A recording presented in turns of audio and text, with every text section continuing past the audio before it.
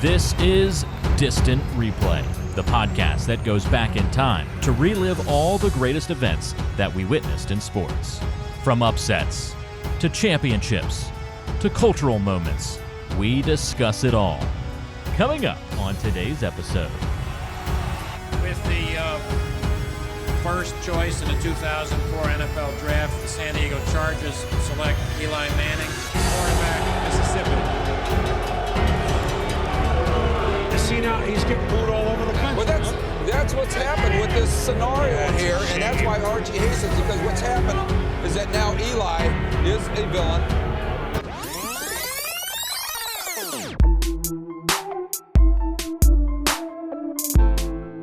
Well, we're changing it up a little bit today on Distant Replay. We're going to talk about the 2004 NFL Draft. Now, in all transparency, we didn't go back and watch the entire thing pick by pick. We didn't go through the 7, 8, 10 hours, 12, I don't even know how many total hours of coverage it was, but we didn't go back through and watch it all as it aired, okay? So we cut a couple corners for this episode, but we hit the highlights and went back and watched a video breaking down really how the quarterback drama unfolded at the top of that draft. If you don't remember, Eli Manning, Philip Rivers, Ben Roethlisberger, all involved in the top part of that draft. So we're going to go through that today, even redraft the top 10, what we would do today in retrospect, nearly 20 years later. Hard to believe. But Mike, welcome in. I know you're an NFL draft guy. You're fired up. When we're recording this, we're about a week away from the 2021 NFL draft. So I thought this, and you thought this would be a great draft to go back on because it's a pretty crazy first 10 or 15 picks. Yeah, so we're going to go back on, the two drafts that I think of when I think of quarterbacks are this draft, the 2004 draft, which we're going to discuss today. And then on Monday, we're actually going to discuss the 1983 NFL draft, which is probably the other draft most known for quarterbacks.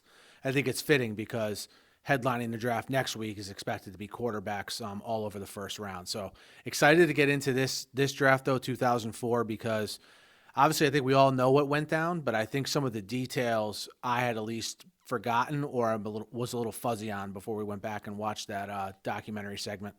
So we'll do that today. Remember, you can find everything online, distantreplaypodcast.com. We'll put the video that we watched up there, so if you can go back and watch it and get a quick recap of how everything unfolded, some behind-the-scenes information that I don't think either one of us were aware of before watching that video. And then you can also connect on Twitter, Instagram, and then also YouTube. We got all of our shows up on YouTube as well. So subscribe, follow, rate, review, all that stuff is a big help to us. We do appreciate everybody that's left comments and interacted with us over the last almost a year and a half now. So let's get into this one, Mike. The video you found, kind of explain that video to people and what they'll see when they go to our website.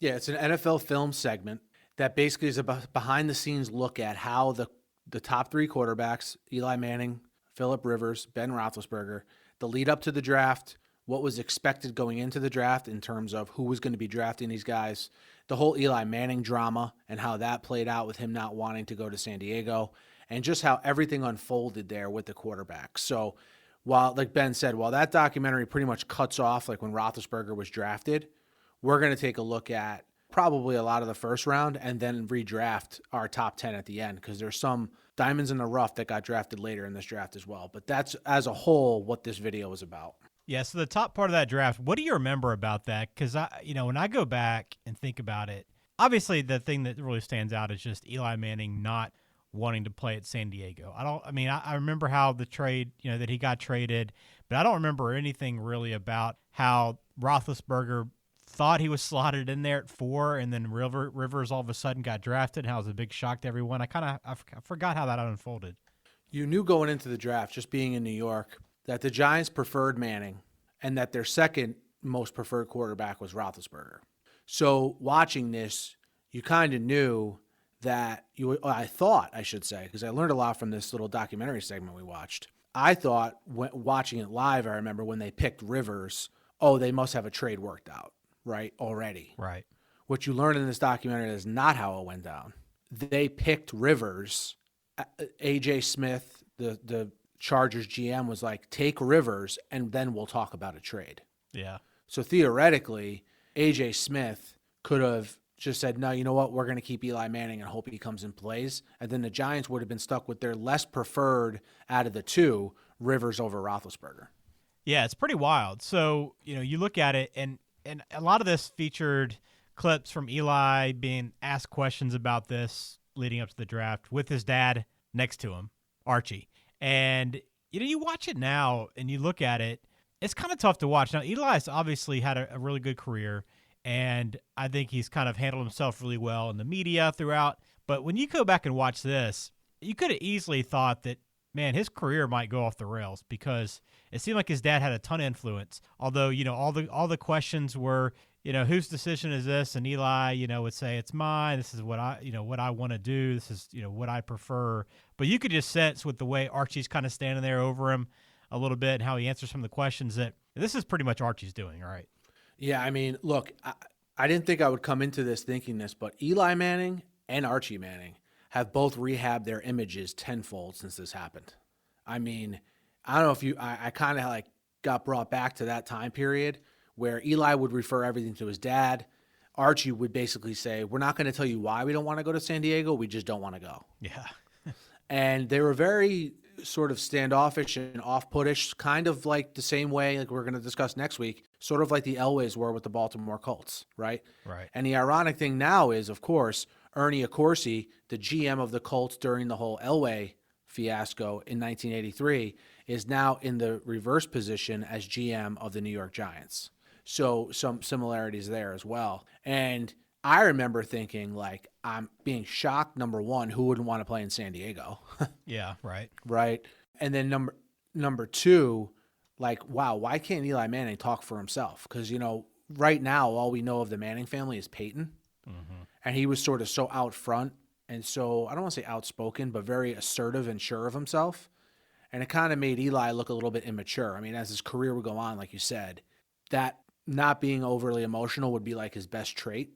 But in the moment, yeah, they did not come off great. Yeah, he's not all shucks kind of guy, right? I mean, he just very kind of quiet and reserved. But, he's definitely improved himself. But he did, and he's a young kid, right, coming out of college that didn't have probably a ton of media. He had some media on him, but not a ton playing at Ole Miss, right? I mean, not even close compared to what Peyton had at Tennessee.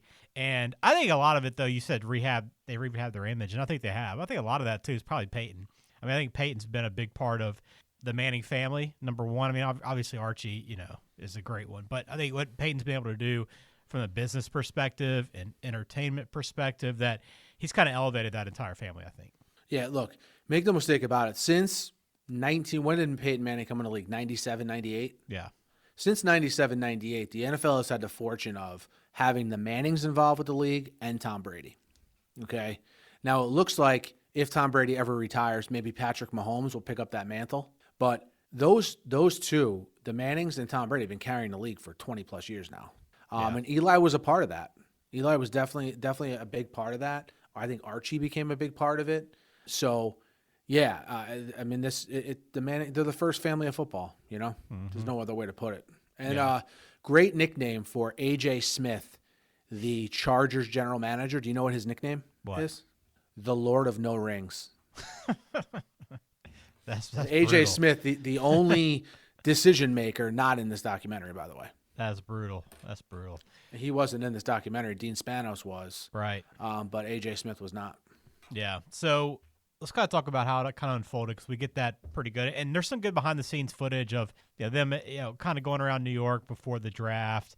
We see them, Roethlisberger, who's, another big name in this draft, kind of picking at Eli a little bit. I wouldn't say they were bullying him a little bit, but they were having some fun with him in San Diego, because that's all front and center. I mean, like, this is all happening in the media, and behind the scenes, these guys are just kind of ragging him about not wanting to go to San Diego. And I can't imagine that was a lot of fun for Eli, those couple of days before the draft. No, it's probably stressful. But again, he kind of made the situation stressful, So it's hard to really feel that bad for him when he asked for it. And yeah, Roethlisberger, babyface Ben Roethlisberger.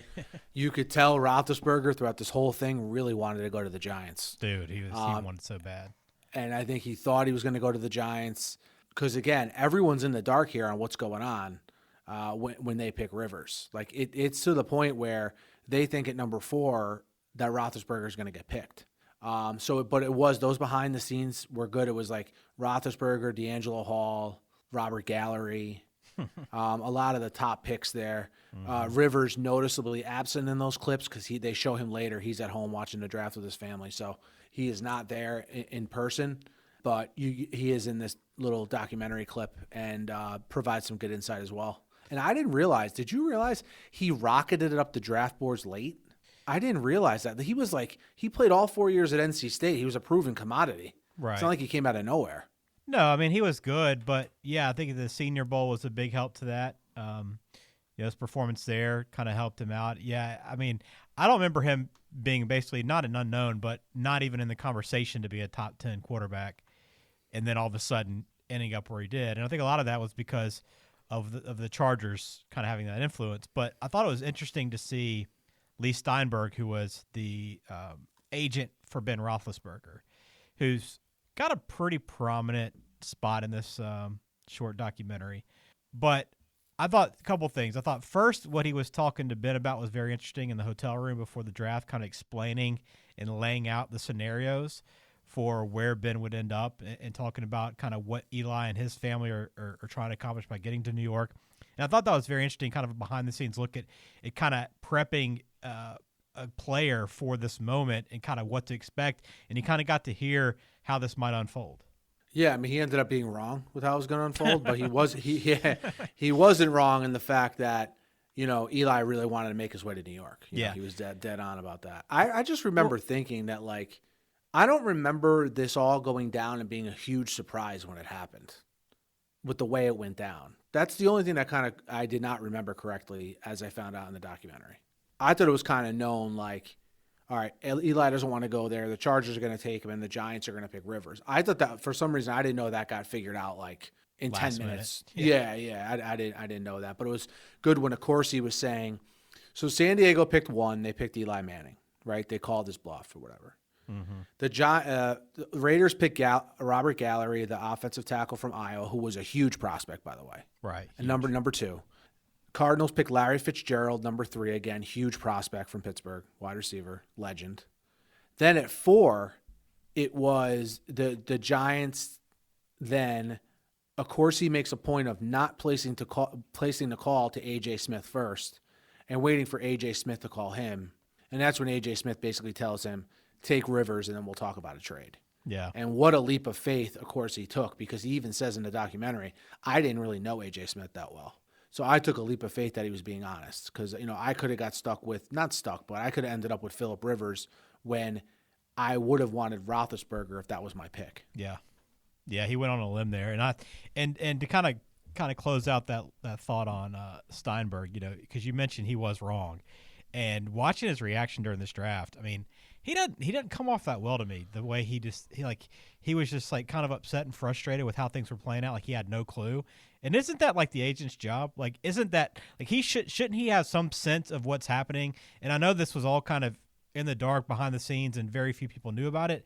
But don't you think a guy with those kind of connections, he's in the business for so long. This is the guy that they say the Jerry Maguire movie was based off of. Don't you think he would have a few more feelers out there to where he wouldn't be caught completely off guard during this whole thing? Or how about this? How about if he is caught off guard, he acts a little bit more professional about it? Like, it can't be the first time this has happened to him. Yeah. He's an NFL agent. This can't be the first time, like, he thought a client was going to go one place and they didn't end up going there and went somewhere else. Yeah. Yeah. No, like, I just think he was a little nervous because he didn't know how far Roethlisberger was going to slide, because after pick 4 and then after the Browns picked, I believe, it was pretty clear that no one else was going to pick a quarterback until the Steelers were the first possibility at 11. Right. So, and that's another thing I totally spaced out on. For some reason, I thought Roethlisberger got picked like 7th or 8th, but he was the 11th pick in the first round. Yeah, but I mean, 11th isn't that far down the list. I mean, you're listening to this documentary, and you watch Steinberg's reaction, and you listen to Ben Roethlisberger talking about, I was like the first guy in the green room being left behind. Dude, you went 11th. It's not like you went like 28th or early second round. I mean, there's like 4 or 5 picks you're waiting around for before you got taken. I mean, I thought it was a little bit of a reach. I mean, and it obviously worked out really well for him being in Pittsburgh, but I thought that was a bit dramatic. Yeah. He has that. I was just going to say exactly what you just said. He kind of has a reputation of being a little bit dramatic. So, not surprised he sort of overplayed that. But yeah, I mean, to pick 11, I mean, Aaron Rodgers was there till pick what, like 22 or something like that? Yeah, That's right. a lot worse. Yeah, exactly. And the on Phillip Rivers too. So we watched some more of his video from ESPN's coverage, and that was amazing to me that he just, I mean, he didn't speak to any teams. Like, he didn't know this was happening. Kind of the same way that this Roethlisberger and his agent didn't really know. He didn't have any idea either this was all going down the way it did, and hadn't even talked to a team when ESPN was brought him on the NFL draft telecast to talk to him, which I thought was just crazy. And I don't remember that kind of being the case either. And I didn't see his agent there. Right, it was just him and his family. Unless he was off the agent was off the shot, off the camera. And, like, he didn't have a cell phone near him. And he was just like, I'm really happy to be on the Giants. You know what I mean? Like, he's just like, terrible Phillip Rivers imitation. But he's just happy to get drafted, and he has no clue what's going on. So he even says in the documentary, like, look, I didn't know what was going on. I wanted to act appreciative that someone just drafted me, Mm-hmm. So he definitely, I thought he handled the whole situation very well. Yeah, that was a terrible impression, by the way. Yeah. So on down the list a little bit from there. So that's how it all played out. And then, Roethlisberger ends up with Pittsburgh. But you go down the list in that first round a little bit. This was a pretty good draft overall, I think, especially towards the top. Which guys, kind of going back on this, were you surprised to see where they ended up now in retrospect? Yeah, so I mean, you have the benefit of hindsight here. You know what I mean? Mm-hmm. Obviously, Robert Gallery did not turn out the way people thought he was going to turn out. I forget the exact reasons why, but the guys picked in between Rivers and Roethlisberger were Taylor 5 to the Sean Taylor 5 to the Redskins, Kellen Winslow 6 to the Browns. So that name obviously sticks out because we just did a true crime episode on him a couple weeks ago. Yeah, when I saw him, I was like, oh boy. Yeah, Roy Williams to the Lions at 7.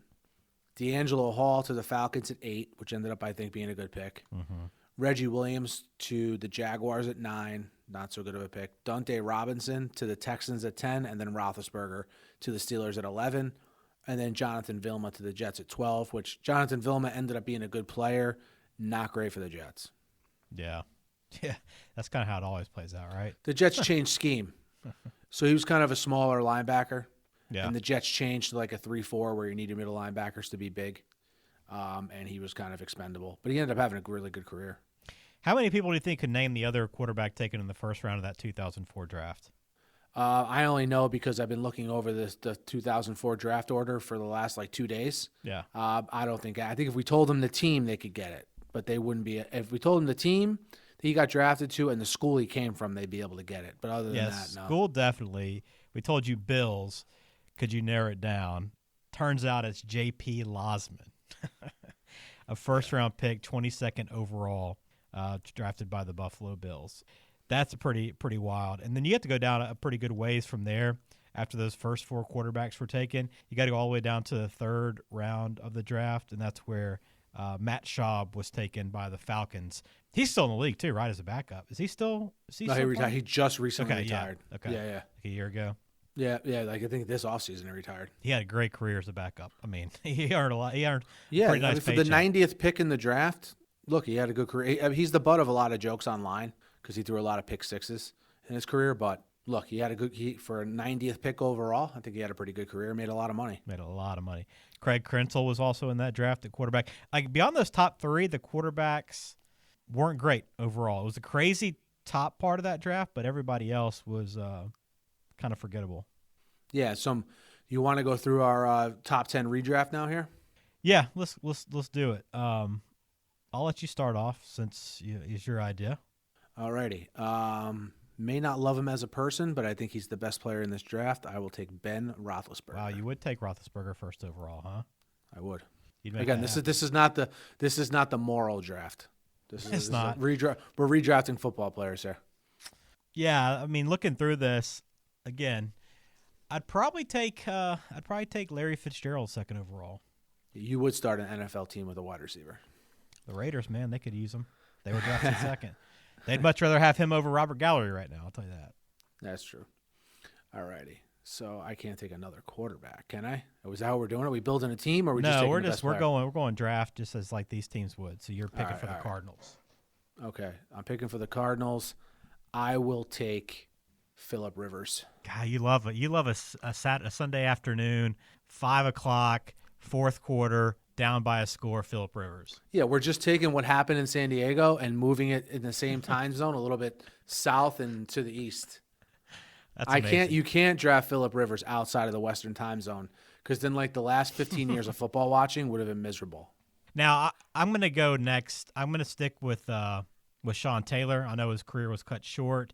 Assuming everything, you have a guy and you pick a guy based on his potential and what he could do, the talent. Not knowing his life would end the way it did tragically. I think I'd still take him next. All righty. At 6, you notice a lot of these guys ended up panning out at the top of the draft here. At 6, I guess I have to take a 2-time Super Bowl winner. So I will take Eli Manning at 6. Yeah, I was wondering how long you'd let him fall. He had a good career. Thankfully he won those 2 Super Bowls because it was either he was great or he was struggling. And by the way, did you notice he had that Eli face going at one point in this documentary where he was just clueless? It was a little more of a baby face back then, but still looked just as clueless. Yeah, I think he was at the draft and just like staring off into space, like nothing was going on. That became his calling card. Oh yeah, absolutely. That's exactly who he is. I might even go take a flyer here beyond this. I'm obviously not taking Kellen Winslow anywhere near this area. I might even bring down Vince Wilfork at 7 into the top 10. Yeah, why not? Great defensive lineman, great career, Mike. All righty. So I got 8 to the Atlanta Falcons. I'm going to maybe blow your mind here because I didn't realize he was undrafted in this draft until I did a little bit of research. But I will take Jason Peters at number 8. Yeah, pretty crazy, right? The guy like that could be undrafted. Yep, looked it up. He's like a 9-time Pro Bowler, 2-time first-team All-Pro, 4-time second-team All-Pro. I think like a surefire Hall of Famer. So if I can get a Hall of Famer at pick 8, I'm in. Yeah, Wes Welker was also undrafted in this draft, by the way. He's not going to probably crack your top 10, though, but he was there as well. Who on beyond that would I go with, Mike? There's not a ton. Like, how many Hall of Famers do you think come out of this draft? I don't feel like there's a ton. I feel like it's a little bit lower than maybe what you would expect from a single draft. But, like, for me, like, at this point in the draft, I'm just like, there's a bunch of guys that I think could be pretty good in the spot, but I'm not completely sold on anybody. Like, Steven Jackson had a pretty good career. Vilma as well. D'Angelo Hall, maybe slide him up there. It's kind of hard for me to make this pick. There's one guy you're missing. That's no doubter. Who am I There's missing? only one other Hall of Famer left. Who is it? Jared Allen. There you go. Move Jared Allen up. He went, what, 4th round? Yeah. Crazy as well, from Idaho State. Drafted by the Chiefs in the 4th round. And we'll round it out with at number 10. We'll round it out with the media favorite. We'll round it out with Bob Sanders. Remember how much everyone loved Bob Sanders? I don't know. You don't remember? Remember when this Colts made that run? They're like, oh, the difference is Bob Sanders. Oh, yeah. Remember when they never had a defense, remember? Yeah. It's like, are you sure Dwight Freeney doesn't have anything to do with that? We're just going to gloss over Dwight Freeney. But, hey, like you mentioned, maybe if Bob Sanders maybe replaced Steven Jackson with him. Steven Jackson had a good season. Had a good career. Yeah. Chris Snee picked at the top of the 2nd round by the Giants. I don't know if you're aware, Ben, but that is Tom Coughlin's son-in-law. I was not aware. No. Yeah, he drafted his son-in-law. He was his son-in-law at the time of the draft too. So they drafted Eli and then Chris Snee, who would become 2 mainstays for that team going forward. Go ahead. I was gonna say, if you look at this draft, who do you think? Robert Gallery probably the biggest bust, but who else do you think? I'm not gonna say necessarily a bust, but who in your mind, when you look at this list, you go, man, I can't believe that guy didn't have a better career. I know he was still a very good player, but I thought, for being a Miami fan, I thought DJ Williams was going to be an excellent linebacker. Yeah, I was just looking at his name when I asked that question. Yeah, I thought he was going to be like Pro Bowl, perennial Pro Bowl. He was still a really good pro, so I don't want to make it sound like he had a bad career. Right. But I was expecting like a lot, like maybe what we got out of Wilfork, expecting it out of, I know different positions, but maybe that had a lot to do with the scheme he was in. Wilfork, he was in a perfect scheme. Mm-hmm. But like you mentioned, Wes Welker went undrafted in this draft. The classic Chargers move is they traded with the Giants. They got a second round pick from the Giants. So they had they got a 3rd round pick from the Giants. So they had 2 picks at the top of the 3rd round. And with one of those picks, they drafted Nate Kading. Yeah. Kicker in the 3rd round, although he was really good. But yeah. And then Nick Hardwick right after that, who ended up being like a mainstay at center for them for years. But yeah. So good draft overall. Pretty crazy how this thing all played out, though. And Eli ended up in New York. I think the Giants are very happy that he ended up there. I think it worked out really well for all 3 teams, to be honest with you, in retrospect. I mean, I don't think it could have been any better. I mean, Rivers obviously didn't finish his career in San Diego, 1 year in Indianapolis. But otherwise, I mean, how often do you see 3 quarterbacks essentially play, as long as these 3 guys did, for the same team? All 3 ended up being very good picks. Right. All 3 of them are going to be Hall of Famers. I know people will argue with me about Rivers, but there's no doubt. Look, if Eli's getting in, Rivers is getting in. Because Rivers' numbers are pretty substantially better, but he doesn't have the Super Bowls. Mm-hmm. All 3 are Hall of Famers. All 3, their draft day experience was not cookie cutter. They rolled with the punches and they overcame it. Ben, one more name for you. Okay. I'm just looking over this list here. Do you remember Rashawn Woods from Oklahoma State, the receiver? Yeah, very good receiver. I thought he was going to be when I remember when the 49ers drafted him, I'm like, you got to be kidding me. They got Rashawn Woods at 31. Yeah. He was one of those guys where I was like, how could he not be good? He was awesome in college. Yeah, there's been a few of those Oklahoma State wide receivers that just seem like monsters coming out of college. Yeah, maybe is it the uniform? I don't know what it is. I don't know. But Justin Black. Yeah, I knew you were gonna say that. Justin Blackman. Remember Justin Blackman? Yeah. Oh yeah. Yeah. He seemed like he was a no-brainer too. To kind of close out the conversation, career passing yards, Mike. Can you even ballpark what each one of those 3 quarterbacks are sitting at right now? I know obviously the careers aren't completed by all 3 of them necessarily, but do you know where they all currently stand? I would imagine they're all in the top 10. Roethlisberger, I think, has the most out of all of them. You'd say Roethlisberger first, then what? Rivers. Then Rivers, and then Eli? It's tough, though, because Rivers didn't start right away. It's very close. Phillip Rivers is 5th all-time behind Breeze, Brady, Peyton Manning, and Brett Favre. Phillip Rivers at 63,440. Ben Roethlisberger checks in at 7th, right behind Dan Marino at 60,348. And Eli Manning, 57,023, right behind Ben Roethlisberger. So 3 of the top 8 quarterbacks, all-time passing yards, were in this draft. Wow, there you go. They're very talented quarterbacks, and they timed it when passing was exploding in the league, becoming a huge part of every offense. Yep, no question. Well, that's the 2004 NFL Draft, how it all unfolded. We'll put the video up on our website. So if you want to go back and watch that short documentary, it's only about 15, 20 minutes, and it kind of shows you how that all unfolded, how Eli Manning ended up in New York, and Phillip Rivers, kind of a surprise pick by the Giants, and Ben Roethlisberger fell all the way to 11. Such a tough fall for Ben Roethlisberger. No, but seriously, I don't know how he survived. I know, but it was a lot of fun. It was pretty cool going back on this, Mike, and pretty remarkable how well all 3 of these guys ended up. Yeah, it hardly ever works out like this. I mean, think about any draft you can think of where 3 quarterbacks got picked in the first round, and you're hard pressed to find 3 guys who have performed at this high of a level. Absolutely. Well, that'll do it for this episode of Distant Replay. We appreciate you listening. Make sure you subscribe. Check us out online, distantreplaypodcast.com, on Twitter, on Instagram, and make sure you follow. Let us know if there's any games, events, true crime, documentaries that you want us to go back through. We will put them on the list, and we'll knock them out. And we appreciate everybody's support. Right, Mike? Absolutely, guys. Couldn't do it without you. Keep the recommendations coming. Like, subscribe, leave a rating. Do whatever you can do to help us on that front. We'd really appreciate it. And until next time.